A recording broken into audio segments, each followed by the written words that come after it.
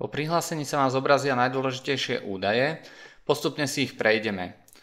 Tu si môžete upraviť údaje o vašej spoločnosti, ktoré ste vyplnili pre registrácii. Po kliknutí na upraviť sa vám zobrazia vyplnené údaje a vy ich môžete následne meniť.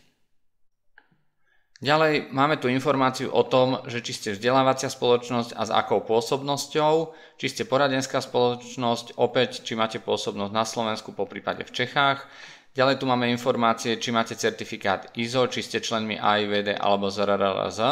V takom prípade nám treba napísať mailom a tieto údaje nastavujeme my.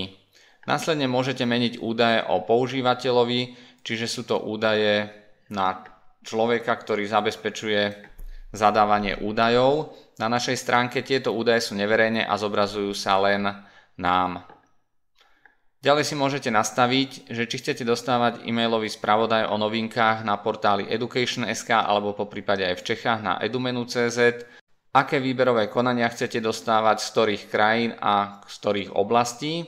A následne potom sú tu informácie o vašich službách. To znamená, koľko máte bodov na objednávanie tzv. Superponúk, koľko môžete pridať článkov a takisto, aké máte predplatené služby na našej stránke. Plus je tu ešte najnovší dopyt od posledného prihlásenia.